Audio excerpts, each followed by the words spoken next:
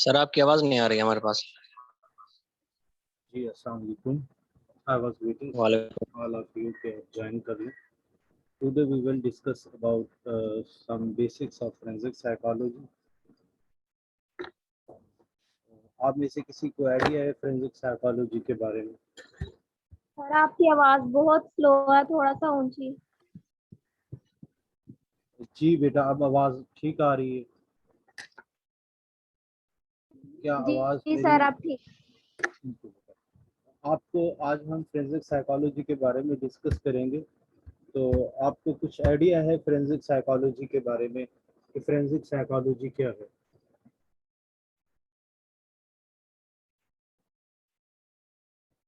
Forensic की term का पता है? फोरेंसिक की टर्म का क्या मतलब?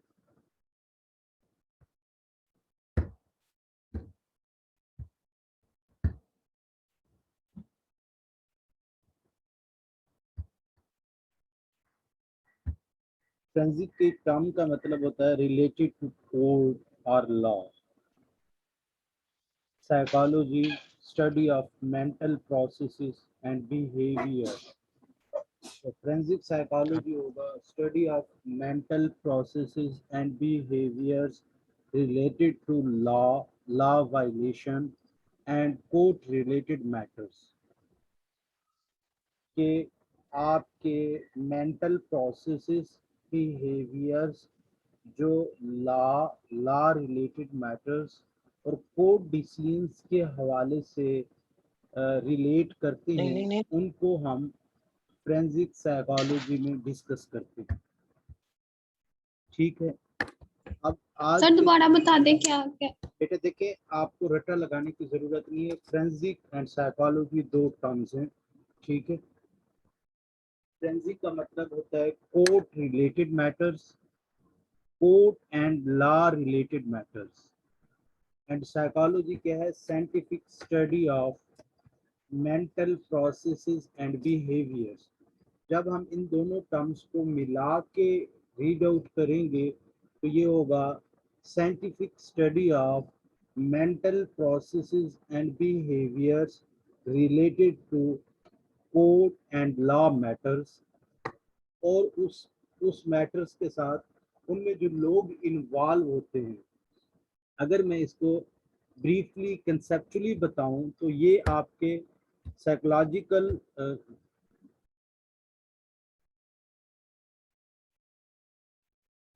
ओके बेटा, काइंडली मैसेज जब लेक्चर चल रहा हो तो आप प्लीज वॉइस कर दिया करें, क्योंकि मुझे दोबारा चैट में जाकर बेटा वो ओपन करनी पड़ती है।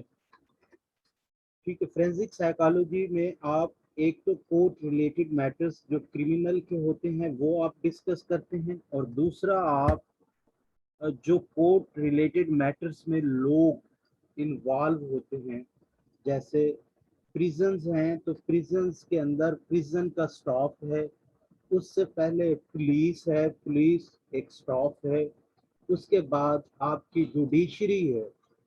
उन लोगों के साथ जो क्रिमिनल के साथ आपके लोग इन्वॉल्व होते हैं और जो क्रिमिनल होते हैं उनके मैटर्स को हम साइकोलॉजिकल प्रिंसिपल्स के साथ डिस्कस करते हैं फोरेंसिक साइकोलॉजी में। ये ओवरऑल है।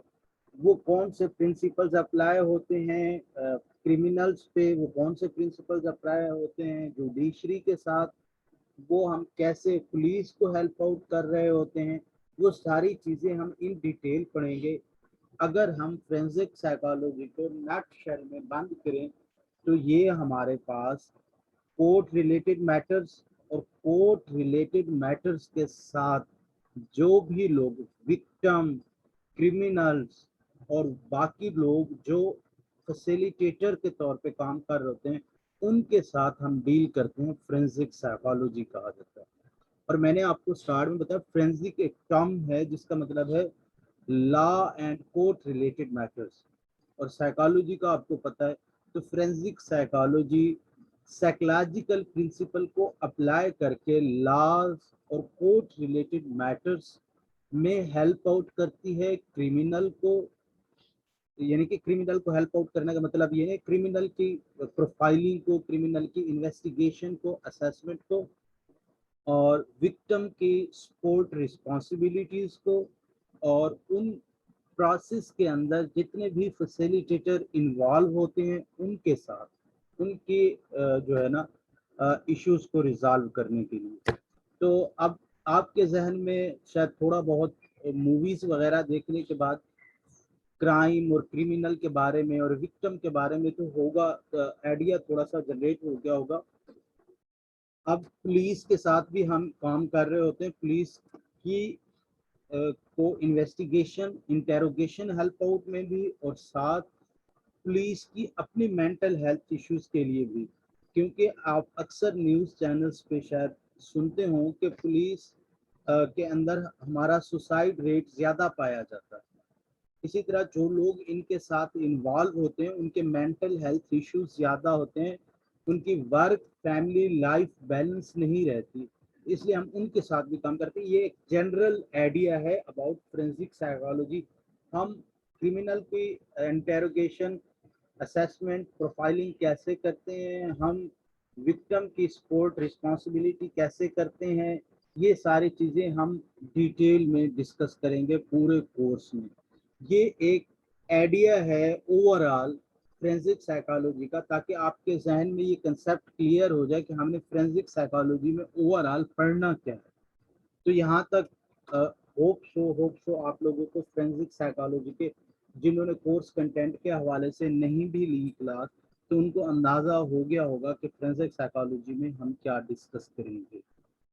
ठीक है, आज के लेक्चर में हम करेंगे to introduce the field of forensic psychology, to understand the nature of work of forensic psychologists, to understand the breadth and diverse range of application of this discipline, or briefly overview the historical background of forensic psychology. Next, how can you become the forensic psychologist? और content list में हमारे पास forensic psychology history scope and status of forensic psychology. और at the end अगर मैं मतलब अगर इसको स्किप भी करूं तो सहर मुझे आप रिमाइंड कराइएगा। मैं scope of forensic psychology specifically in Pakistan आपको जो है ना डिस्क्राइब कर दूंगा कि पाकिस्तान में कहाँ कहाँ फोरेंसिक साइकोलॉजिस्ट काम कर रहे हैं और उनकी नेचर ऑफ वर्क क्या है। अब हम प्रॉपर अपने लेक्चर की तरफ आते हैं। What is forensic psychology?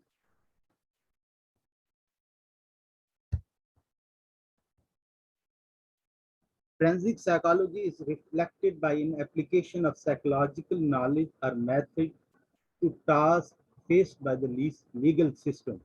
अब लीगल सिस्टम में लॉज और कोर्ट रिलेटेड मैटर को हम जो साइकोलॉजिकल नॉलेज को अप्लाई करके उनको हेल्प आउट कर रहे होते, तो ये फोरेंसिक साइकोलॉजी हमारे पास यानी कि इसमें हमें हेल्प आउट कर रही होती इन चीज़ों में।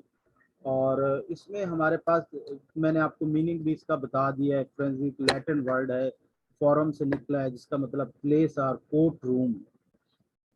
ये एंड वाली आपके पास जो है ना फोरेंसिक के डेफिनेशन को हमने ओवरव्यू किया है। हम थोड़ा सा डिस्क्राइब करेंगे कि हमारे पास forensic psychology is a very new area it seems because of its immense range of its application. Child की कस्टडी के डिसीजंस के साथ फोरेंसिक साइकोलॉजिस्ट डील करते हैं। Child abuse of an emotional physical and sexual nature के साथ forensic psychologist deal करते हैं। Matters of competency to stand trial, trial के साथ के लिए वो बंदा कॉम्पिटेंट है या नहीं। क्योंकि अगर आपको थोड़ा सा मैं इस बात से बताऊं, सबसे पहले आप एक बंदे के ऊपर जो है ना FIR होती है, जिसका मतलब है फर्स्ट इंफॉर्मेशन रिपोर्ट। उस FIR के बाद उसको ट्रायल के लिए कोर्ट में लाया जाता है और कोर्ट डिसाइड करती है कि ये गिल्टी है या नहीं है। जो क्रिमिनल है, जो ऑफेंडर है, जिस पे क्राइम के चार्जेस लगाए गए हैं, वो गिल्टी है या नहीं है, वो ट्रायल चलता है कोर्ट में। पुलिस उसे पकड़ने के बाद कोर्ट में ले जाती है और वहाँ पे ट्रायल चलता है। उसके बाद वो पर्सन गिल्टी या नहीं गिल्टी नहीं है तो वो कोर्ट डिसाइड करता है। तो उस ट्रायल की बात हो रही है कि ये पर्सन इस कॉम्पिटेंसी में है कि वो ट्रायल के साथ चल सके। और next victim support responsibility. Victim support responsibility क्या होती है कि अब विक्टिम की सपोर्ट रिस्पॉन्सिबिलिटी स्टेट के ऊपर क्या है, और वो विक्टिम जो है जिसके ऊपर ये मतलब क्राइम चार्जेस लगाए गए हैं, जिसने उन्हें मुतासिर किया है किसी भी हवाले से, चोरी करके, फिजिकली सेक्सुअली हैरेस करके, तो उस विक्टिम की सपोर्ट रिस्पॉन्सिबिलिटीज क्या हैं? उसकी सपोर्ट रिस्पॉन्सिबिलिटी एक स्टेट से होती है कि उसे जो है ना इंसाफ मिले, तो उसकी ये विक्टिम सपोर्ट रिस्पॉन्सिबिलिटी। ज्यूरी की सिलेक्शन कैसे होती है? Elevating police burnout.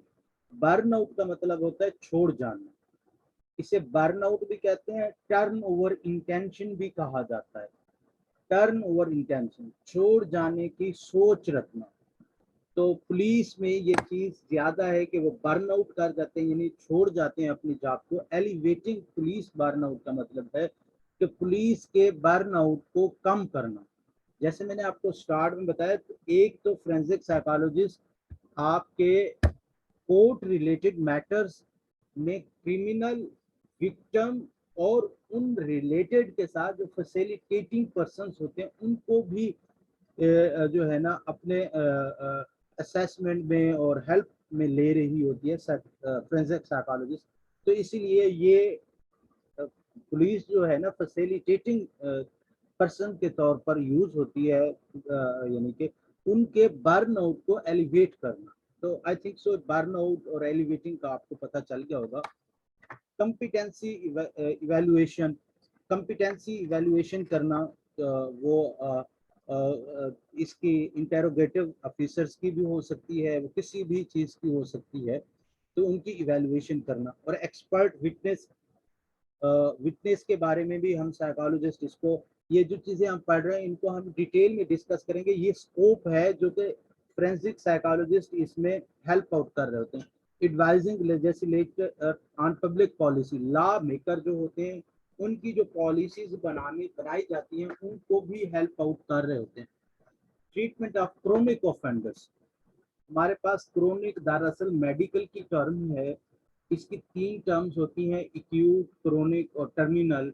एक्यूट का मतलब होता है शॉर्ट टर्म के लिए, क्रोनिक का मतलब होता है life long.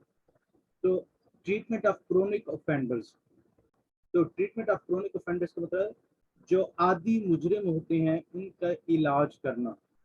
It's not about by giving them lot of punishment, जैसे कि मतलब हमारा एक कंसेप्ट है, हम उनके जो कोग्निटिव एरर्स होते हैं, जो उनके इरेशनल बिलीफ होते हैं, जो उनके सोसाइटी से रिवेंजेस होते हैं, उनकी बेस पे वो जो ऑफेंड कर रहे होते हैं, जो वो क्राइम कर रहे होते हैं, उनको हमने ठीक करना होता है। इसलिए कहते हैं ट्रीटमेंट ऑफ क्रोनिक ऑफेंडर्स, इसकी ये जो है ना टर्म्स बनती है ट्रीटमेंट। ये स्कोप है फोरेंसिक साइकोलॉजी का, जो कि हम फोरेंसिक साइकोलॉजिस्ट इन चीज़ों में हेल्प आउट कर रहे होते हैं जो हमारे लीगल सिस्टम है उसमें।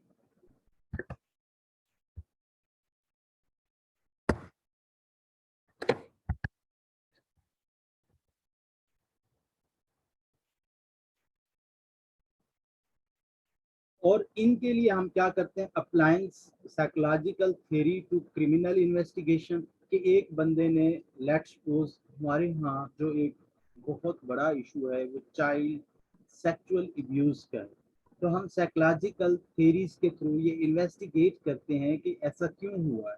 Applying psychological theories to criminal investigation, क्या ऐसा क्या है जिसकी वजह से ये मतलब क्रिमिनल ये क्राइम हो रहे हैं। तो उसके बाद हमें साइकोलॉजिकल थ्योरी ये बताती है जो चाइल्ड अब्यूज में इन्वॉल्व लोग हैं उन्हें पीडोफीलिया डिसऑर्डर होता है। पीडोफीलिया डिसऑर्डर, ये मैं वैसे आपको एग्जांपल के तौर पर बता रहा हूँ। इसी तरह कुछ भी मतलब आपके पास कुछ लोग ऐसे भी हो सकते हैं जिनको बॉर्डर लाइन पर्सनैलिटी डिसऑर्डर होता है, तो वो अक्सर इस तरह के इश्यूज क्रिएट करते हैं। साइकोपैथ्स होते हैं, न्यूरोपैथ्स होते हैं, तो वो हम पूरी डिटेल में डिस्कस करेंगे। पीडोफीलिया डिसऑर्डर ऐसा डिसऑर्डर होता है जिसमें आपको इमेच्योर या जो अडल्ट नहीं होते उनके साथ सेक्सुअल रिलेशनशिप मेंटेन करने में ज़्यादा प्लेयर मिलता है। तो इसलिए इस तरह की हम साइकोलॉजिकल थ्योरीज को अप्लाई करते हैं क्रिमिनल इन्वेस्टिगेशन में। और understanding psychological problem associated with criminal behaviour, जैसे कि पीडोफिलिया डिसऑर्डर है, साइकोपैथ्स, न्यूरोपैथ्स और बॉर्डरलाइन पर्सनालिटी डिसऑर्डर, ये डिसऑर्डर्स हैं। तो फिर हम देखते हैं कि कौन से डिसऑर्डर के साथ कौन से क्रिमिनल के बिहेवियर एसोसिएटेड हैं और उन बिहेवियर्स को हम किस तरह एलिवेट कर सकते हैं। नेक्स्ट है हमारे पास सर जी बेटा ये पीडोपीडिया ये जो डिसऑर्डर है सर, इसमें हम लोग पीडोपीलिया, तो सर इसमें किस क्या होता है इस डिसऑर्डर में? इस डिसऑर्डर में बेटा, ये डिसऑर्डर बड़ा अच्छा क्वेश्चन है, आप मतलब आपने पूछ लिया है। मैं इसको ना बड़ा डिटेल में एक्सप्लेन करता हूँ, बड़ी डिबेट्स चल रही हैं। पीडोफिलिया डिसऑर्डर बेटा एक ऐसा डिसऑर्डर हमारे सेक्सुअल डिसऑर्डर्स में से एक डिसऑर्डर है, ठीक है ना। हमारे डिसऑर्डर है, पर्सनैलिटी का डिसऑर्डर है, मूड के डिसऑर्डर हैं, ठीक है ना। इसी तरह सेक्सुअल डिसऑर्डर है। सेक्सुअल डिसऑर्डर में से एक डिसऑर्डर है जिसका नाम है पीडोफिलिया डिसऑर्डर। पीडोफिलिया डिसऑर्डर ऐसा इसकी डिसऑर्डर स्पेलिंग भी आप बताइएगा। जी बेटा, मैं आपको ग्रुप में ये भेज दूंगा, आप इसको स्टडी कर सकते हैं, ठीक है। Okay sir. Paedophilia disorder, paedophilia disorder ऐसा डिसऑर्डर होता है, नॉर्मली देखें जो हमारे सेक्सुअल रिलेशन होते हैं वो नॉर्मल पर्सन के विद अडल्ट्स होते हैं, मतलब they get pleasure from same or opposite gender depending on their sexual orientation, either he or she is gay, lesbian or any other form of sexual orientation, okay.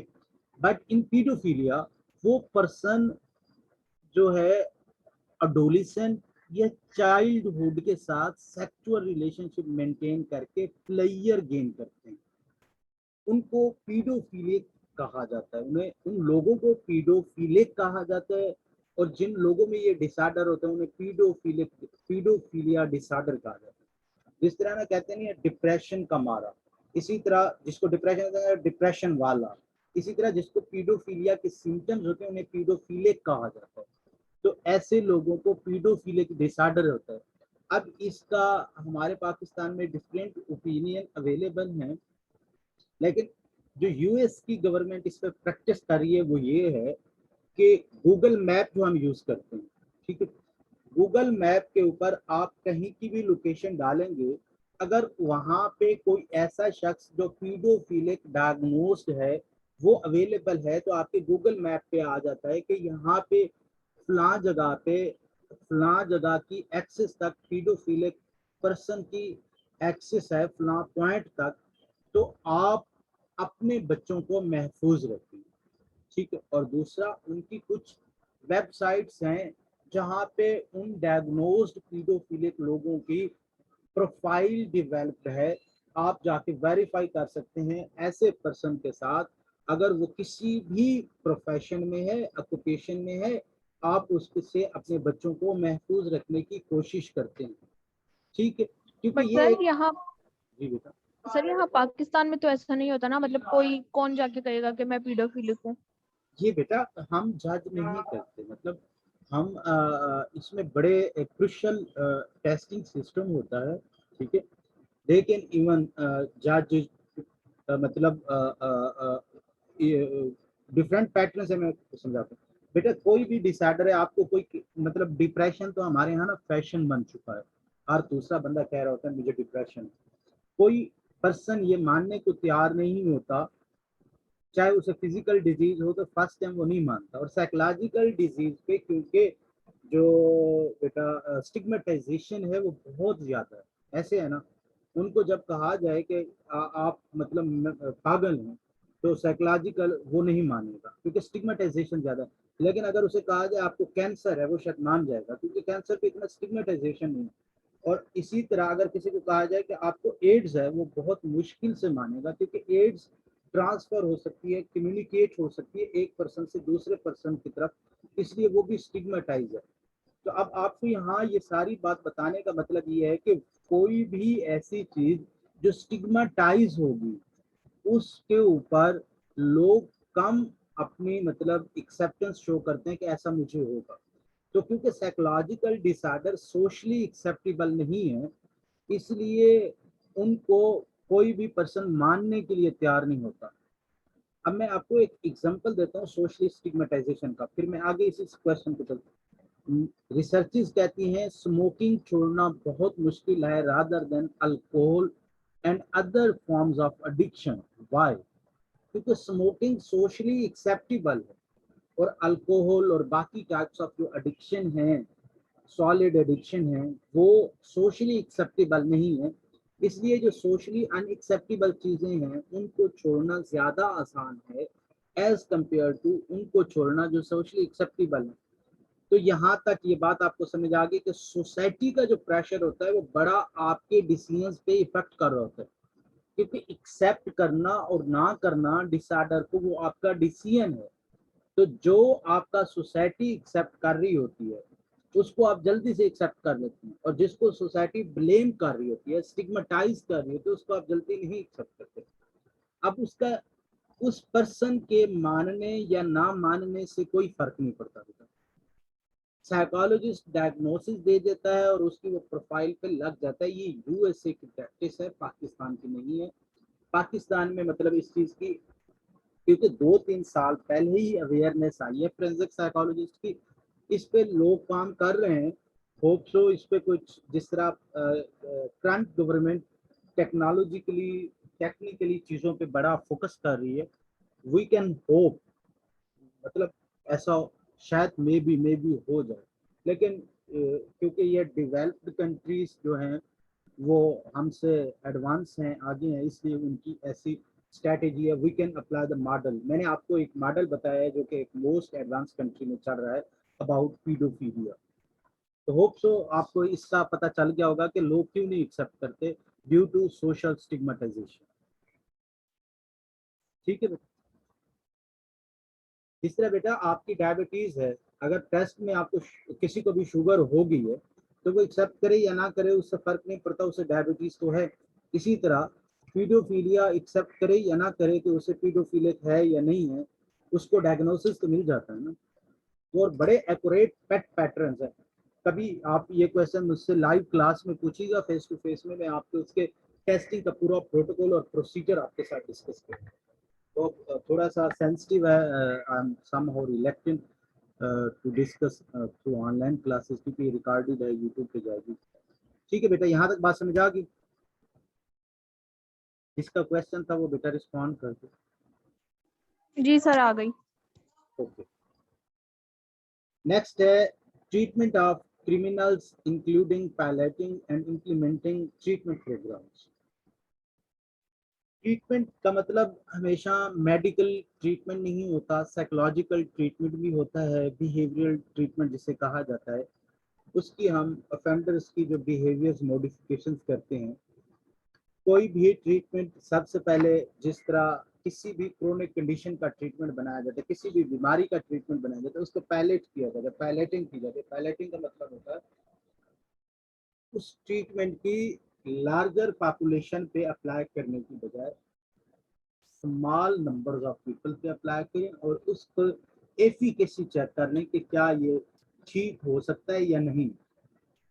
जैसे कि मैं आता हूँ आपको क्रिमिनल की एग्जांपल देता हूँ मैं आपको पहले, उससे पहले क्योंकि आप लोगों का इंटरेक्शन ऐसी सोसाइटी के साथ है जब मेडिकल इश्यूज लोगों के साथ प्रिवेल करते हैं, तो आप लोगों की वो कॉमन ऑब्जर्वेशन में चीज़ें होती हैं, आपके अंडरस्टैंडिंग में आसानी हो जाती है। जैसे कोई भी मेडिसिन बनती है तो उस मेडिसिन की पहले पैलेटिंग की जाती है कि फॉर एग्जांपल एक डायबिटीज़ की ग्लूकोज लेवल को डिक्रीज करने के लिए कोई मेडिसिन मार्केट में आई है, तो वो चंद एक डायबिटीज़ के लोगों पे अप्लाई करेंगे, रिजल्ट्स देखेंगे, डिफरेंट नेचर के लोगों पे फिर अप्लाई करेंगे, फिर प्रेग्नेंट लोगों पे अप्लाई करेंगे, फिर वेमेन पे, मेन पे, एज वाइज डिफरेंट लोगों पे अप्लाई करने के बाद उसकी हर तरह की रिजल्ट्स और फाइंडिंग्स देखने के बाद वो फिर इम्प्लीमेंट करेंगे कि ये ट्रीटमेंट ठीक है। ठीक है, इसी तरह जो ऑफेंडर्स के बिहेवियर्स को मॉडिफाई करने के लिए ट्रीटमेंट प्लान किया जाता है, उसकी पैलेटिंग की जाती है डिफरेंट नेचर के लोगों के साथ जो डिफरेंट नेचर ऑफ क्राइम में इन्वॉल्व होते हैं, उन पे वो ट्रीटमेंट अप्लाई किया जाता है और उस ट्रीटमेंट की एफिकेसी देखी जाती है और उस एफिकेसी की बेस पे डिसाइड किया जाता है कि ये ट्रीटमेंट मतलब यूजफुल है कि नहीं। अगर यूजफुल है तो वो अप्लाई किया जाता है, अगर नहीं है तो नहीं अप्लाई किया जाता, क्योंकि अगर वो यूजफुल नहीं है और अप्लाई कर दिया जाए तो वेस्टेज ऑफ रिसोर्सेज हैं। यहाँ तक बात समझ आ गई बेटा? अब होता क्या है, ये है इंटरनेशनल स्टैंडर्ड्स। नेशनली क्या है, लेट्स सपोज आपने ट्रीटमेंट प्लान किया, अप्लाई किया, ट्रीटमेंट अप्लाई करने के बाद आपके जो कैदी है, जो आपकी कस्टडी में पर्सन है, वो चला गया, तो आपके लीगल सिस्टम में ऐसा कोई मतलब सिस्टम अवेलेबल नहीं है कि आप चेक कर सकें कि वो बंदा सोसाइटी में किस तरह रह रहा है, ठीक है, और वो सोसाइटी में आपके ट्रीटमेंट का उस पर कितना असर पड़ा है। हो सकता है कि आप वो बहुत चालाक हो गया और कोर्ट में वापस ना, मतलब अपने क्राइम पे पकड़ा ही ना जा रहा हो। तो ये हमारे क्राइम पाकिस्तान के सिस्टम में ये ड्रॉबैक्स हैं कि मतलब हम उस ट्रीटमेंट की एफिकेसी लॉन्ग टर्म तक नहीं दे सकते। जो एडवांस कंट्रीज हैं, जो डेवलप्ड कंट्रीज हैं, उन वहाँ पे ये सिस्टम अवेलेबल है कि वो उस पर्सन को थ्रू आउट द लाइफ या मैक्सिमम टाइम ड्यूरेशन, जब तक उनकी ट्रीटमेंट की एफिकेसी होती है उस वक्त तक वो उसे चेक करता है। होप सो ये पॉइंट भी क्लियर हो गया होगा, पैलेटिंग क्या है, इम्प्लीमेंट ट्रीटमेंट प्रोग्राम्स कैसे किए जाते हैं, पाकिस्तान और इंटरनेशनल स्टैंडर्ड्स में क्या फ़र्क है, और हमें क्या करने की ज़रूरत है। यहाँ तक बात समझ आ गई। नेक्स्ट हम चलते हैं, responding to the changing needs of staff and prisoners. Prisoners क्या होता है, जो जिसने मतलब जिस पर्सन ने कोई भी क्राइम या लीगली इशू कमिट किया होता है, उसको हम प्रिजनर कहते हैं।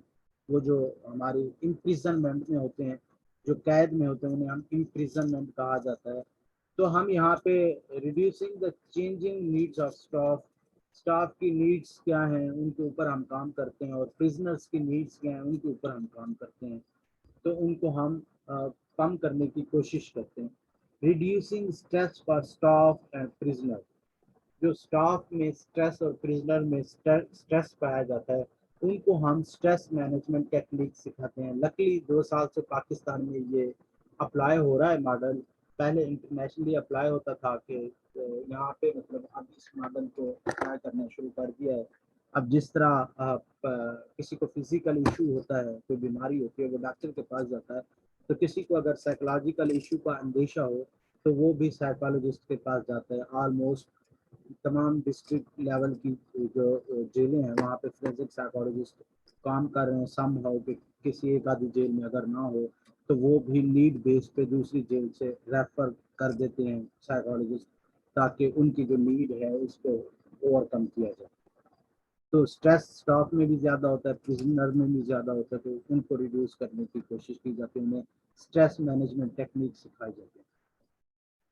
और नेक्स्ट है providing hard research evidence to support practice. तो यहीं पे वही सेम बात है जो हमने ऊपर ट्रीटमेंट के हवाले से की थी, क्या आप रिसर्च एविडेंस प्रोड्यूस करते हैं ताकि आपकी ये जो प्रैक्टिस है वो सपोर्ट हो सके। जो आप प्रैक्टिस कर रहे हैं, जो आप स्ट्रेस मैनेजमेंट की टेक्निक सिखा रहे हैं, जो आप लोगों में जो क्रिमिनल टेंडेंसीज हैं उनको कम करने की जो आप प्रैक्टिस कर रहे हैं, जो इंटरवेंशन यूज़ कर रहे हैं, जो ट्रीटमेंट प्लान यूज़ कर रहे हैं, उसकी रिसर्च सपोर्ट क्या है, उसकी रिसर्च उसके बारे में क्या कहती है, तो उस पर भी आप फोरेंसिक साइकोलॉजिस्ट काम करते हैं। और undertaking statistical analysis for prisoner profiling, ये पाकिस्तान में अभी तक नहीं इंट्रोड्यूस हुआ। प्रिजनर की जो प्रोफाइलिंग होती है उनके स्टैटिस्टिकल एनालिसिस करना, कोई भी प्रिजनर आता है तो उसकी प्रोफाइलिंग की जाती है। तो उस प्रोफाइलिंग मतलब उसका क्राइम क्या है, उसकी एज क्या है, जेंडर क्या है, कहाँ से बिलोंग करता है, सोशो इकोनॉमिक स्टेटस क्या है, उसकी जो चीज़ें हैं, पर्सनैलिटी क्या है, उसने ये इशू क्यों किया, इस तरह की जो चीज़ें बनती हैं प्रिजनर प्रोफाइलिंग होती है। उनके स्टैटिस्टिकल एनालिसिस किए जाते हैं कि कौन सी प्रोफाइल के लोग कौन सा क्राइम ज़्यादा कर रहे हैं और उनको कैसे ख़त्म किया जाए। क्योंकि हमारे पास जो प्रिजनर प्रोफाइलिंग है वो वेरी शॉर्ट टाइम के लिए होती है, लॉन्ग टाइम के लिए रिकॉर्ड मेंटेन शायद नहीं है as per my knowledge. But जो फॉरेन कंट्रीज हैं वहाँ पे प्रिजनर प्रोफाइलिंग वेल एस्टेब्लिश्ड होती हैं, तो आप उन पर डिफरेंट स्टेटिस्टिकल एनालिसिस कर सकते हैं। स्टेटिस्टिकल एनालिसिस का यही मतलब है कि आप उसमें ये देख सकते हैं कि कौन से बंदे ने किस करेक्टरिस्टिक के बंदे ने क्राइम कौन सा ज़्यादा किया। ठीक है, नेक्स्ट हमारे पास है given evidence in court. Giving evidence in court, court में एविडेंस देना। जैसे कि आपने शायद कुछ अर्सा पहले नूर मुकद्दम का केस सुना हो, तो उनमें जो लोग इन्वॉल्व था, जो पर्सन इन्वॉल्व था, उस पर्सन की जो मेंटल कॉन्शियस लेवल है उसको अडियाला जेल के जो साइकोलॉजिस्ट हैं उन्होंने डील किया था।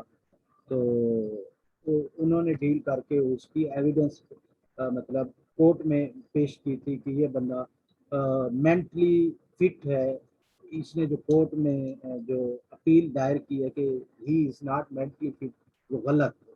तो इस तरह के कोई भी लीगल इश्यूज के साथ जो कोर्ट में अपील दायर की जाती है उसकी जो एविडेंस होते हैं वो भी हम कोर्ट में डिस्कस करते हैं। आई थिंक सो आपने नूर मुकद्दम केस सुना होगा, अगर नहीं सुना तो आप इसके बारे में देख लें। उसको अडियाला जेल के साइकोलॉजिस्ट ने जो है ना उनका जो वो था ऑफेंडर था उस केस का, उसको असेस किया। तो होप सो यहाँ तक व्हाट फोरेंसिक साइकोलॉजिस्ट डू का आपको आइडिया थोड़ा बहुत हो गया होगा। सर आप बेटा थोड़ा सा मुझे नोटिफाई कर देंगे यहाँ तक चीज़ें, कोई चीज़ रिपीट करने वाली है? नहीं सर, सब समझ आ गया। अच्छा, हिस्ट्री ऑलवेज एज ऑलवेज बड़ी बोरिंग सी होती है। मैं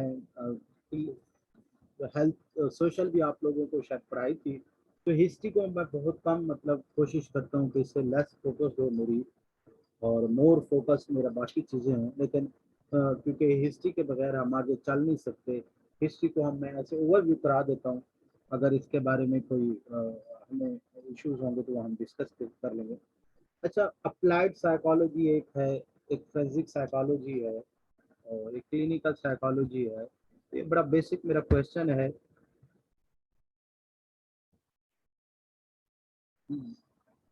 ये अक्सर आसिफ से मेरा क्वेश्चन है बेटा, बेसिक अप्लाइड साइकोलॉजी और फोरेंसिक साइकोलॉजी में क्या डिफरेंस है?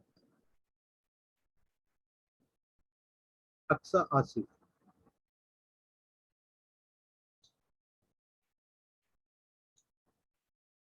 बेटा आप अपना माइक ऑन कर लें अगर आप क्लास में।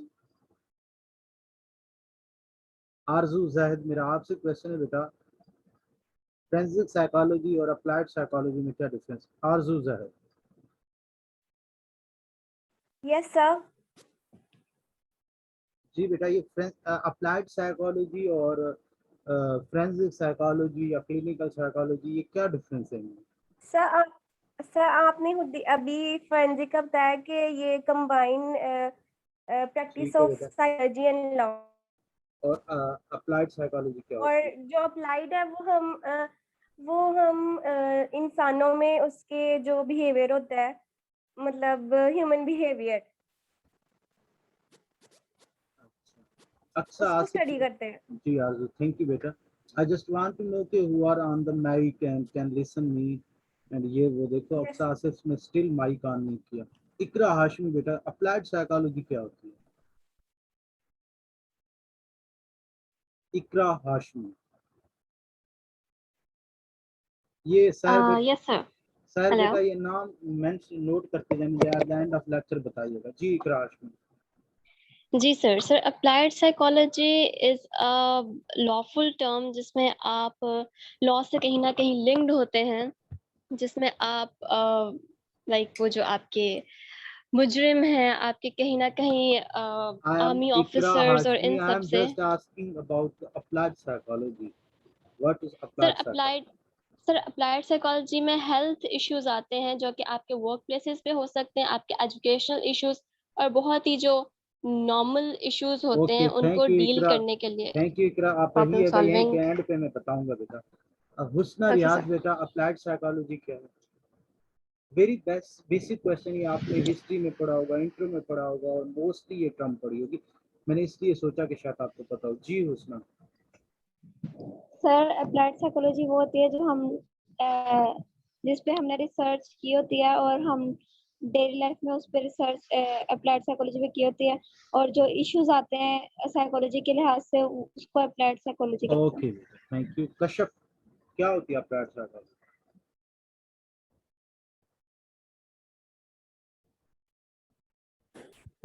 सर अप्लाइड साइकोलॉजी में वर्क प्लेस इश्यूज आ जाते हैं और इसमें मेंटल हेल्थ इश्यूज बहुत ज्यादा होते हैं इसके अंदर। ये स्टडी ही मेंटल हेल्थ के बारे में होती है और इश्यूज के बारे में, ओके खतीजा अफजल, काउंसलिंग वगैरह जो होती है उसमें थैंक यू आती है। कश्यप, थैंक यू बेटा। Yes Khatija sir. जी बेटा, अप्लाइड साइकोलॉजी क्या है?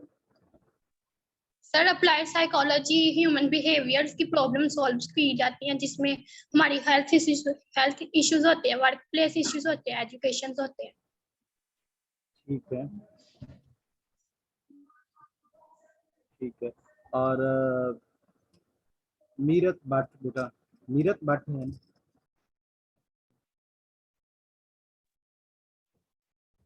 अप्लाइड साइकोलॉजी क्या है मीरत? सर ह्यूमन बिहेवियर्स को स्टडी करने के लिए या उनके इश्यूज को सॉल्व करने के लिए जो हम यूज करते हैं वो अप्लाइड साइकोलॉजी होती है। अच्छा, मैं ना बड़ा वो था, मैंने कहा वाओ मेरे बच्चे कोशिश कर रहे हैं, क्योंकि 2-3 से पूछने के बाद वाज नॉट रॉन्ग। फिर मैंने अप्लाइड साइकोलॉजी सर्च किया खुद कि ये बच्चे जो वर्क प्लेस और मतलब सारे एक ही टर्म दे रहे हैं, तो ये गूगल का पहला सर्च यही है। Good effort Mohammad Saqib. Applied psychology क्या होती है यार? अपने नॉलेज की बेस पे बताना, गूगल से ना बताना प्लीज। सर ये ह्यूमन से रिलेटेड है ये, यानी जो हमारे इश्यूज वगैरह होते हैं, जो चीज यानी कि हम अच्छा, ये सर्च जो करते हैं। अप्लाइड साइकोलॉजी, क्लिनिकल साइकोलॉजी और फोरेंसिक साइकोलॉजी में रिलेशन जो है जाकिर, ये क्या है? Applied psychology, clinical psychology, health psychology, forensic psychology, इनमें क्या रिलेशन है?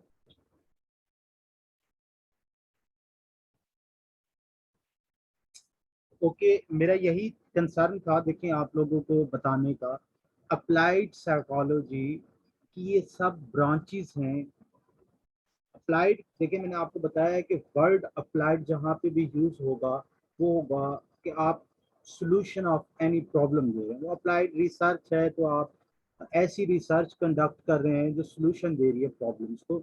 अप्लाइड साइकोलॉजी ऐसी साइकोलॉजी जो मतलब आपके सॉल्यूशन दे रही है। तो हमारे पास कुछ साइकोलॉजी की ब्रांचेस हैं जो बेसिक हैं, मतलब वो हमें प्रॉब्लम्स ओरिएंटेड सॉल्यूशन नहीं देती। और अप्लाइड एरियाज ऑफ साइकोलॉजी ऐसे एरियाज ऑफ साइकोलॉजी हैं जो सॉल्यूशन दे रहे होते हैं। तो उनमें फोरेंसिक साइकोलॉजी भी है, क्लिनिकल साइकोलॉजी भी है, ऑर्गेनाइजेशनल साइकोलॉजी भी है, एजुकेशनल साइकोलॉजी भी है, और फोरेंसिक अगर मैंने हेल्थ साइकोलॉजी भी है। तो ये सारे अप्लाइड एरियाज ऑफ साइकोलॉजी है।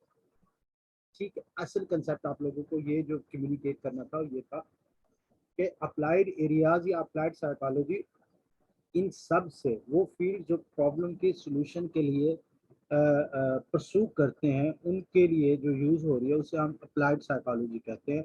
उनमें क्लिनिकल साइकोलॉजी है, फोरेंसिक साइकोलॉजी है, और फर्दर मतलब हेल्थ साइकोलॉजी है, और ये सारी चीज़ें। तो आज ना मेरा आप लोगों से सर जी बेटा।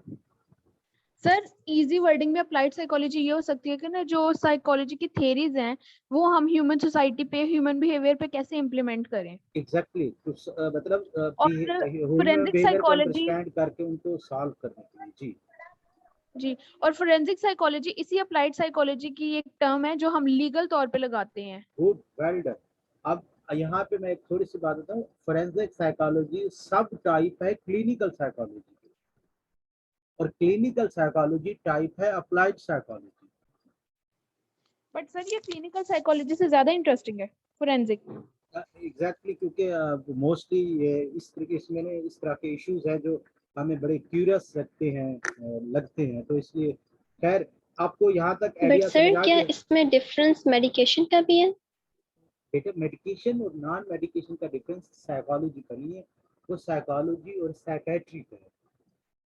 नहीं sir, I am talking about the forensic and applied. इसमें नहीं कहीं ना नहीं कहीं डिफरेंस। नहीं बेटा, हम फोरेंसिक अप्लाइड एक मेजर टाइप है, एक मेजर डिवीजन है साइकोलॉजी। साइकोलॉजी की मेजर 2 डिवीजन है, बेसिक साइकोलॉजी और अप्लाइड साइकोलॉजी। ठीक है, यहाँ तक बेटा समझ आ गई? 2 डिवीजन है, बेसिक साइकोलॉजी और अप्लाइड साइकोलॉजी। और जो क्लिनिकल साइकोलॉजी है, हेल्थ साइकोलॉजी है, ये हमारे पास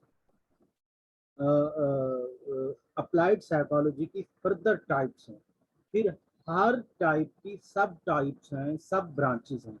फोरेंसिक साइकोलॉजी दरअसल क्लिनिकल साइकोलॉजी की सब टाइप, इसलिए फोरेंसिक साइकोलॉजी की जो सीट्स आती हैं उन पे जो लोग क्लिनिकली स्पेशलाइज्ड लोग होते हैं, जिनकी स्पेशलाइजेशन इन क्लिनिकल साइकोलॉजी होती है, उनको प्रेफर किया जाता है, हायर किया जाता है, क्योंकि पाकिस्तान में फोरेंसिक साइकोलॉजी की प्रॉपर स्पेशलाइजेशन मेरी इंफॉर्मेशन में नहीं हो रही। हाँ, कोई मास्टर लेवल पे जिस तरह आप लोग एक कोर्स पढ़ रहे हैं, इसी तरह पंजाब यूनिवर्सिटी में मतलब एक एरिया ऑफर किया जाता है, उन्हें एक कोर्स पढ़ाया जाता है, वो उनका एरिया फोरेंसिक साइकोलॉजी हो जाता है। तो जो जर्नल साइकोलॉजी वाले लोग होते हैं वो क्लिनिकल भी पढ़ रहे होते हैं, फोरेंसिक भी पढ़ रहे होते हैं, हेल्थ भी पढ़ रहे होते हैं, ऑर्गेनाइजेशनल भी पढ़ रहे होते हैं। तो मेडिकल और नॉन मेडिकल का कंसेप्ट बेटा वो साइकोलॉजी या उसकी सब टाइप्स में नहीं है, वो साइकोलॉजी और साइकेट्री में है कि साइकेट्री के जो लोग होते हैं वो साइकोलॉजिकल डिसऑर्डर, वो लीगल सिस्टम से रिलेटेड हो, वो जनरल पॉपुलेशन से रिलेटेड हो, वो हेल्थ रिलेटेड साइकोलॉजिकल इश्यूज हो, मतलब जिनको डायबिटीज है उनको साइकोलॉजिकल इश्यूज हो, उनको जो मेडिकल प्रिस्क्रिप्शन है वो साइकोलॉजिस्ट की किसी भी एक्सपर्टीज वाला बंदा नहीं कर सकता, वो साइकेट्रिस्ट करता है। हम उनको साइकोलॉजिकल इंटरवेंशन देते हैं। हमारा ट्रीटमेंट प्लान मेडिकली नहीं होता, हमारा ट्रीटमेंट प्लान बिहेवियरल मॉडिफिकेशन होता है, कोग्निटिव मॉडिफिकेशन होता है, रिमूविंग द इरेशनल बिलीव्स होता है, जो भी उस हमारे टारगेटेड इशू के साथ रिलेटेड चीज़ें हैं उनको हमें ट्रीट करना होता है। होप सो आपको इसमें थोड़ा सा आइडिया हो गया होगा मेडिकली और नॉन मेडिकली का फर्क अप्लाइड या बाकी ब्रांचेस में नहीं है, वो साइकोलॉजी और साइकेट्री में है। जी sir, it's clear.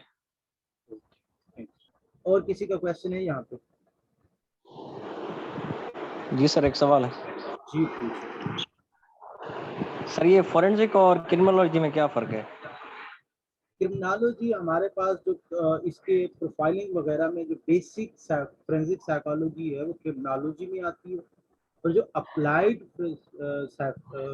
Portion of psychology है वो फोरेंसिक साइकोलॉजी में। तो we can plan the treatment, we can modify the behaviour. और क्रिमिनोलॉजी मोस्ट, हम साइकोलॉजी और क्रिमिनोलॉजी में डिफरेंस इनकी बेसिक्स पे आके अगर समझोगे ज़्यादा अच्छा होगा। Criminology sub field of sociology and forensic psychology is subfield of psychology. So psychology always try to deal the problems at individual level rather than a holistic approach. In criminology, most attempts are made at holistic level rather than individual level. ठीक है, और इसके अलावा कोई question है या हम आगे चलें? अच्छा, नेक्स्ट हमारा है द हाँ अप्लाइड। और जो ये हमारे पास हुगो मुसबर्ग एक साइंटिस्ट है जो फादर ऑफ अप्लाइड साइकोलॉजी है, उसकी स्पेशलिटी जो थी वो फोरेंसिक साइकोलॉजी में थी, और उसकी अपनी एक बुक थी ऑन द विटनेस स्टैंड, उसमें था how psychological factor can influence the outcome of a trial. और उसके बाद हमारे पास कैटल ने साइकोलॉजी ऑफ टेस्टिमोनी को डिस्कस किया था। टेस्टिमोनी आपकी कोई फॉर्मल रिटन या स्पोकन स्टेटमेंट होती है जो आप कोर्ट या लॉ में देते हैं, लॉ के हिसाब से देते हैं, उसकी साइकोलॉजी क्या है। इसमें मतलब बड़ी इंटरेस्टिंग है, हम पढ़ेंगे। मैं आपको एक बात यहाँ पे थोड़ी सी बता देता हूँ। मतलब आप जो स्टेटमेंट देते हैं इस पे मैं अभी आपकी for the sake of understanding बताता हूँ कि आपको कब पता चलता है कि टेस्टिमोनी जो स्टेटमेंट दी गई है वो ओरिजिनल है, और कब पता चलता है कि वो ओरिजिनल नहीं है। कोई इस पे बता सकता है मुझे कि ये फैब्रिकेटेड टेस्टिमोनी है, यानी कि जो उसने स्टेटमेंट दी है ये फैब्रिकेटेड है, और कब हमें पता चलता है कि ये फैब्रिकेटेड नहीं है, ये ओरिजिनल उसने इशू जो है ना बताया है, ओरिजिनल स्टेटमेंट दी है। हम कैसे सर डिफरेंस उसकी बिहेवियर से we can also but or good data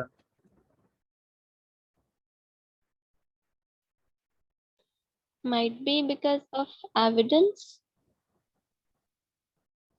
evidence को तो बेटा वो कंसीडर करके स्टेटमेंट देता है, क्योंकि वो बड़ा शातिर सा होता है। अच्छा, यहाँ पे ना एक इंटरेस्टिंग बात है जो मतलब आप अपनी नॉर्मल जर्नल लाइफ में भी अटेम्प्ट कर सकते हैं। जब आपका जो ऑफेंडर है वो आपको जितने बार भी वो स्टेटमेंट दे उसमें कोई भी मिनिमल सी चेंजेस ना हो, एज इट इज दे, तो वो फैब्रिकेटेड टेस्टिमनी है।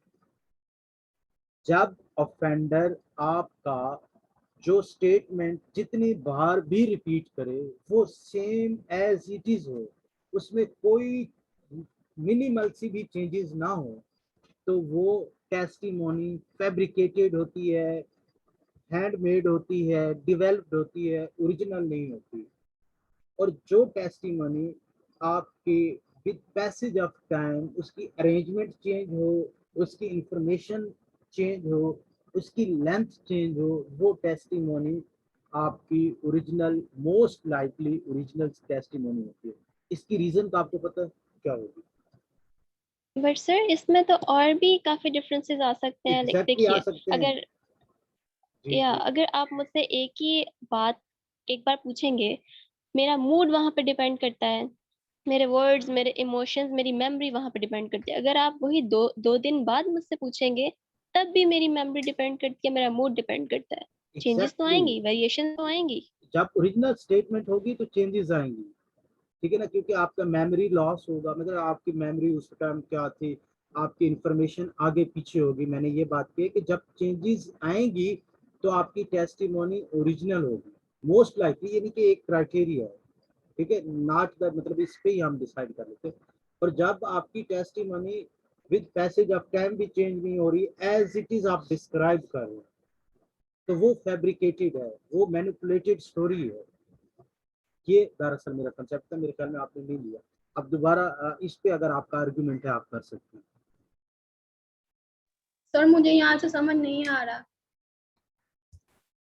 बेटा मैं ऑफेंडर से एक, मतलब उसने क्राइम किया, ठीक है, उससे पुलिस ने इंटेरोगेशन के वक्त जो स्टेटमेंट दी है, ठीक है, उसने जो स्टेटमेंट पुलिस को दी, उसके बाद जितने भी पर्सोनल आए जो इंटेरोगेशन में थे, उसने वही एज इट इज स्टेटमेंट किसी भी इवेंट को आगे पीछे शफल करने की बजाय उसी इंफॉर्मेशन को एज इट इज सब interrogation officers, even though court तक भी वही इंफॉर्मेशन उसने रिपीट की सेम, उसमें कोई चेंजेस नहीं आई।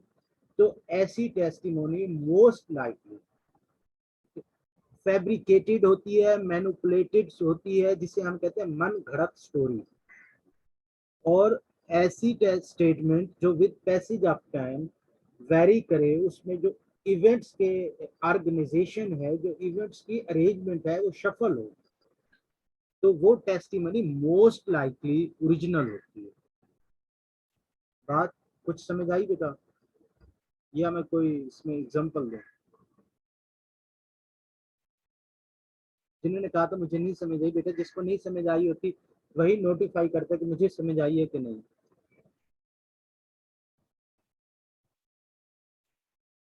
I think so. सर मन गढ़ंत कहानी जो सुनाते हैं उसको जो आगे जी जी यहाँ से समझ नहीं आ रही। बेटा, मन गढ़ंत जो कहानी होती है, जो आप कहानी बनाते हैं वो तो आप अपने से बनाते हैं, उसको बड़ा आप ऑर्गेनाइज करके चलते हैं, ठीक है, वो आप कहीं पे भी बयान करेंगे तो वही कहानी आप शुरू कर देंगे, क्योंकि वो आपने मेमोराइज की होती है। इवेंट्स जो भी आपके क्राइम के दौरान हुए होते हैं, आप वहाँ पे कैसे पहुँचे, क्या हुआ, वो सारे आपने फैब्रिकेटेड मन घड़त बनाए होते हैं, तो इसलिए वो आपको मेमोराइज होते हैं। लेकिन जो आपने मेमोराइज नहीं किए होते, जब आपने स्टेटमेंट देनी होती है तो आप हमेशा उस इवेंट को जाके, उस जगह को जाके अपने जहन में लेके आप उस इवेंट को डिस्क्राइब करते हैं कि मैं ऐसे आया, ऐसे हुआ, ऐसे हुआ, ऐसे हुआ। उसमें जो आपकी इवेंट्स की अरेंजमेंट है वो भी शफल हो सकती है, ठीक है, आपकी इंफॉर्मेशन मोर और लेस हो सकती है जो ओरिजिनल स्टोरी है, क्योंकि वो आप अपने जहन के इमेजिनेशन बना के वो आप इंफॉर्मेशन दे रहे होते हैं। लेकिन जो मन गढ़ंत स्टोरी होती है, क्योंकि वो आपने बनाई होती है, वो आप एज इट इज सुनाते हो। ठीक है, एक ये क्राइटेरिया है। नहीं समझ आई तो मैं दोबारा रिपीट करता हूँ बेटा, मुझे लगता है नहीं समझ आई स्टिल। मतलब आप ये कहना चाह रहे हैं कि जो कि सेल्फ मेड होगी वो एग्जैक्ट होगी, जो रियलिटी होगी उसमें वेरिएशन होगी, ऐसा जी ही है? बेटा, एग्जैक्टली, क्योंकि उसमें देखे ना ओके आपकी जो ओके। मेंटल है, मेंटल आपकी जो इशू, मेंटल आपकी कैपेसिटी है ना, with the passage of time वो डिक्लाइन हो रही होती है, आपको इवेंट भूल जाता है। जैसे कि मतलब मैंने स्टेटमेंट मन गढ़ाते एक ऑफेंडर ने स्टेटमेंट दी कि मैं जब वहां पे पहुंचा तो वो इशू मतलब जो भी क्राइम था वो हो चुका था। उसके बाद मैं चला गया, मुझे पुलिस ने पकड़ा और मुझे थाने ले आई। ये मतलब एक मैं शॉर्ट सी स्टोरी सुना रहा हूँ। ठीक है, तो वो इस ये इंफॉर्मेशन इस तरह की जहां पे भी जाएगा एज इट इज यही मन घड़त स्टोरी देगा। अगर वो उसने मन घड़त स्टोरी नहीं बनाई, वो अपने जहन की इमेजिनेशन को, हम कोई भी इवेंट जो हमारी जिंदगी में होता है जब उसके बारे में हमसे इंफॉर्मेशन लेते हैं तो हम उसको सोच के इंफॉर्मेशन दे रहे होते हैं। तो उसमें कोई इवेंट मतलब आपका आना, आपका रुकना, कोई भी चीज आगे पीछे हो जाती है विद पैसेज ऑफ टाइम। हो सकता है कि जो पहला इवेंट आपने पहले इंटेरोगेशन ऑफिसर को बताया वो और था, और जब आपने दूसरे इंटेरोगेशन ऑफिसर को बताया तो उसकी आपको वर्थ भूल गई और आपने उसे बताया ही नहीं, आपकी इन्फॉर्मेशन कम हो, क्योंकि आपने कोई मन गढ़ंत स्टोरी तो नहीं बनाई हुई थी कि आपको एज इट इज रटी हुई थी, आपने वही डिस्क्राइब कर दी। तो जो नॉन वर्बल क्यूज के बारे में कोई बात कर रहा था, तो हम नॉन वर्बल क्यूज से भी अंदाजा लगा रहे होते हैं, और दूसरा हम उसके रिएक्शन टाइम से भी अंदाजा लगा रहे होते हैं। ठीक है, रिएक्शन टाइम होता है कि जब आपसे मैं कोई क्वेश्चन करता हूँ, ठीक है, आप मुझे आंसर दे रहे हैं, आप मेरे क्वेश्चन के खत्म होने से आपके आंसर करने तक का जो ड्यूरेशन है उसको हम रिएक्शन टाइम कहते हैं। उस रिएक्शन टाइम को भी कंसीडर किया जाता है टेस्टिमोनी की साइकोलॉजी को अंडरस्टैंड करने के लिए।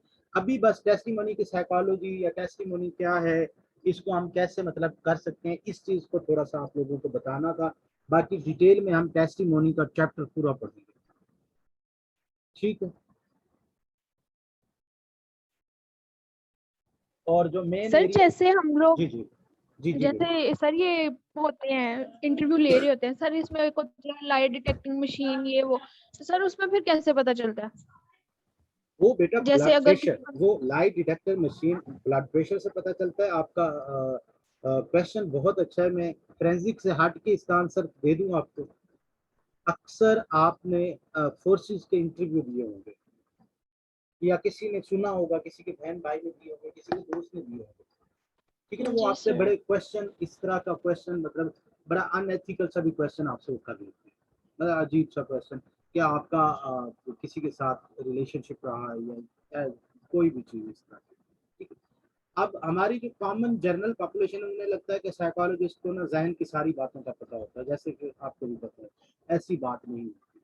तो हमारे डिफरेंट इंडिकेटर हैं जिनके थ्रू हम आइडेंटिफाई करते हैं कि ये झूठ बोल रहा है, ये सच बता। उन इंडिकेटर में से एक इंडिकेटर आपके facial expression during question and answer, और आपका रिएक्शन टाइम। अब ये बात बड़ी इंटरेस्टिंग है, गौर से सुनिए। अगर उन्होंने आपसे जो पहले क्वेश्चन किए उन पे जो आपके फेशियल एक्सप्रेशन थे, जो उन्होंने आपसे एक थोड़ा सा हट के they asked about their relationship status, ठीक है ना, वो क्वेश्चन किया, तो तब भी आपके फेशियल एक्सप्रेशन वैसे थे जैसे कि उन्होंने जर्नल क्वेश्चन थे कि आपने क्या किया है, कहाँ से पढ़ा है, आपकी स्पेशलाइजेशन क्या है। आपके अगर फेशियल एक्सप्रेशन उसी वक्त भी वैसे थे जैसे कि उन्होंने ये क्वेश्चन किया कि आपके रिलेशनशिप था ड्यूरिंग यूनिवर्सिटी, तो इट मीन्स के आप फैब्रिकेट नहीं कर रही है, उनका इंडिकेटर है। और दूसरा इंडिकेटर है कि मैंने अगर क्वेश्चन किया कि आपके अच्छा एजुकेशन क्या है, आपने कहा बीए साइकोलॉजी, ठीक है, और मैंने आपसे नेक्स्ट क्वेश्चन किया what's about your relationship status, तो आपके एक्सप्रेशन, आपकी टून, टून में जो आप मतलब आपकी टून पहले वाले क्वेश्चन से ज्यादा हो जाए, कम हो जाए, टून में वाइब्रेशन आ जाए, या आपके एक्सप्रेशन चेंज हो जाए, या आप एब्रप्टली फौरन ही आंसर करें, बाकी क्वेश्चन में आपने टाइम लिया, लेकिन इस क्वेश्चन में आपने फौरन आंसर किया, तो इट मीन्स के आप कोई मतलब इसमें फैब्रिकेशन कर रहे हैं, आपका ये सेंसिटिव एरिया है, आप इसमें सही इंफॉर्मेशन नहीं दे रहे। तो ये होती है, इस तरह की इंटरव्यूज में भी ये चीज़ें इन्वॉल्व होती हैं। कुछ आइडिया हुआ इस चीज़ का कि रिएक्शन टाइम क्या होता है, expression with relevant to question अगर चेंज हो जाए तो वो क्या इंडिकेशन दे रहे होते हैं इंटरव्यूअर को। वो आपका जर्नल भी हो सकता है, वो आपका इंटेरोगेशन का इंटरव्यू भी हो सकता है। होप सो कोई और क्वेश्चन है तो बेटा पूछ लें, नहीं तो हम थोड़ा सा आगे चलेंगे। नहीं सर, थैंक यू सर। कुछ स्टूडेंट्स को स्क्रीन ही शेयर हो रही है। तो मैंने तो मतलब सबको की हुई है, पता नहीं उन्हें क्यों नहीं शेयर हो रही। खैर मैं सर मुझे हो रही है स्क्रीन, सर मुझे शो हो इसका रही मैं है। सलूशन ये करूंगा कि ना मैं बिफोर टाइम ना आप लोगों को ये शेयर कर दूंगा,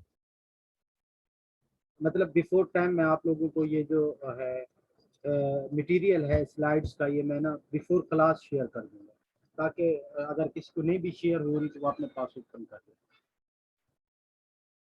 ठीक है बेटा, मैं एक बार जी दोबारा सर, भी ये कर देता हूँ, मैं दोबारा भी एक दफ़ा कर देता हूँ, शायद मैं भी किसी को अगर नहीं हो रही तो हो जाए।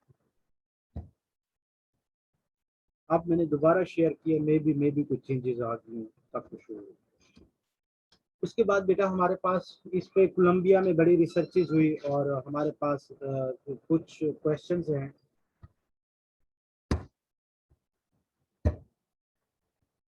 बेटा अब इसमें ना हो सकता है, पता नहीं क्या इशू है, क्वेश्चन वो है कि नहीं हो रही स्क्रीन शेयर। मैं नेक्स्ट बेटा इसका यही सोल्यूशन करूंगा कि आपको ना ये स्लाइड्स बिफोर टाइम शेयर कर दूंगा, इसका यही सोल्यूशन है। मैंने दोबारा भी शेयर करके देखी है, कुछ स्टूडेंट को हो रही है ना। सहर आपको हो रही है शेयर? सहर जी सर मुझे हो रही है। तो बेटा ये कोई नेट का मसला होगा, या आप लोगों ने मे भी हो सकता है मोबाइल पे ऑन हुआ हो, इस तरह हो। तो हम आइंदा ना मैं बिफोर टाइम जो है ना स्लाइड शेयर कर दूंगा आप लोगों को। अच्छा, टर्मिन हमारा ज़्यादातर इंटेलिजेंस पे काम किया। टर्मिन एक साइकोलॉजिस्ट था जिसने इंटेलिजेंस पे बड़ा काम किया, आपने शायद उसमें इंट्रोडक्शन टू साइकोलॉजी में पढ़ा होगा। टर्मिन ने इंटेलिजेंस टेस्ट को यूज करते हुए लीगल सिस्टम में और इन चीज़ों में उसने इसको हेल्प आउट करने की कोशिश की थी, लेकिन ये अभी तक इसको ज़्यादा डिस्कस नहीं किया गया। तो खैर ये इसका, उसके बाद जर्मन साइकोलॉजिस्ट था हमारे पास जिसने errors in I witness testimony के बारे में मतलब चीज़ें डिस्कस की थी कि बच्चों की जो मतलब आई विटनेस टेस्टिमोनी है वो कैसे एस्टेब्लिश की जाए, जो बूढ़े लोग हैं उनकी आई विटनेस टेस्टिमोनी की क्या वर्थ है, और उनके आई साइट का क्या इन्फ्लुएंस है आई विटनेस टेस्टिमोनी में। तो ये सारी चीज़ें उन्होंने जर्मन साइकोलॉजिस्ट जो विलियम स्टर्न था उन्होंने डिस्कस की हैं। तो ये हम टेस्टिमोनी के चैप्टर में इन डिटेल डिस्कस करेंगे। अभी तो we are just discussing about the history कि ये टेस्टिमोनी पे काम किसने किया और कैसे हुआ। और दूसरा, आप लोगों को हिस्ट्री में डेट्स और साइकोलॉजिस्ट मेरे पेपर के पॉइंट ऑफ व्यू से याद करने की ज़रूरत नहीं है। मेरा पेपर फैक्चुअल नॉलेज पे नहीं होगा इंशाल्लाह, वो रिसर्च का हो या इसका हो। नेक्स्ट हमारे पास स्टर्न, यही विलियम स्टर्न ने एक जर्नल एस्टैब्लिश किया जिसका नाम था contribution to the psychology of testimony. Journal का पता है क्या होता है? ये जो लिखा हुआ है टर्म यहाँ पे JOURNAL, जर्नल, जनरल नहीं जर्नल। इसका पता है ये क्या होता है?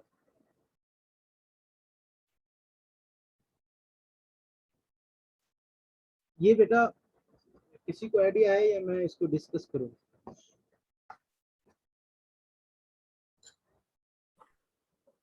सर आप डिस्कस कर रहे हैं, हमारे पास स्लाइड्स होने हो रही। अच्छा यार, ये जर्नल जो होता है, एक तो जनरल होता है, दूसरा JOURNAL, जर्नल। जिस तरह इसे उर्दू में जरीदा कहा जाता है, जरीदा।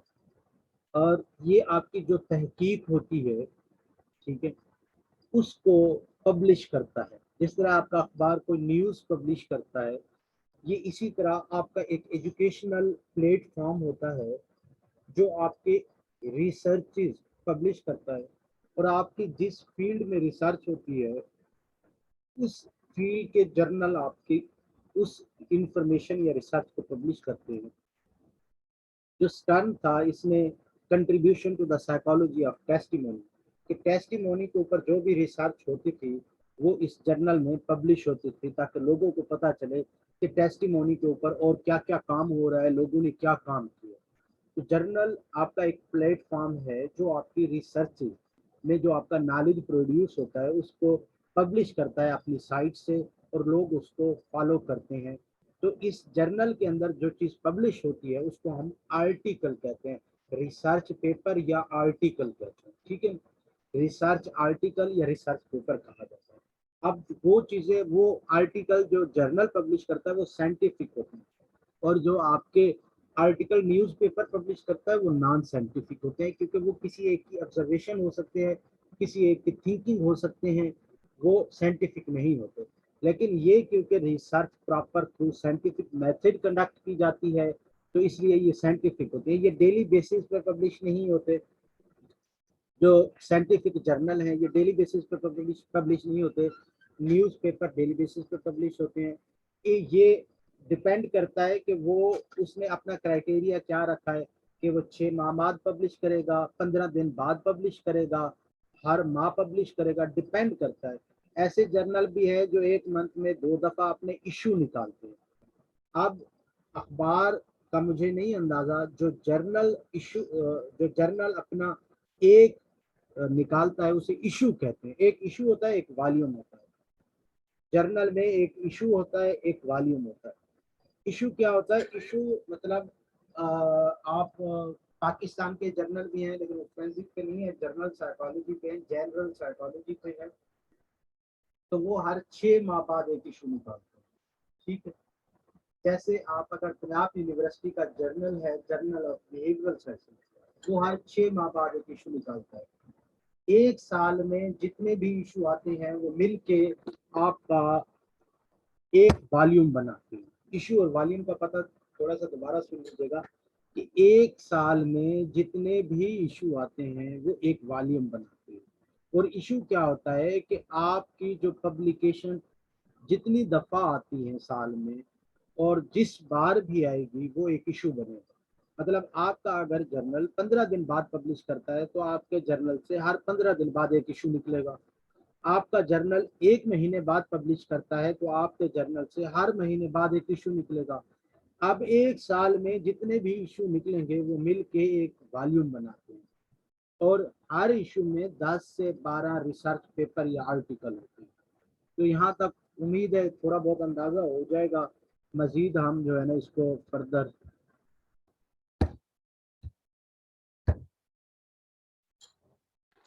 सर हम बाकी के लास्ट लेक्चर में पढ़ लेंगे, अभी नहीं। क्यों बेटा? सर आप खत्म जर्नल को करके। रिपीट और कर ये सकते हैं? डिफिकल्ट है तो इतना ही बहुत है आज। जी सर, इतना ही काफी है। क्यों बेटा इतना एक्सक्यूज क्यों मी कर? सर, यस बेटा। सर आप जर्नल को रिपीट कर सकते हैं? I was offline, sorry. जी बेटा मैं तो कर लूँगा, लेकिन आपके जो फेलोज हैं वो बर्दाश्त कर लें। तो सर हम इसको सर समझा देंगे, हम इसको समझा देंगे। क्या समझाएंगे? जी क्या आइंदा नहीं पूछना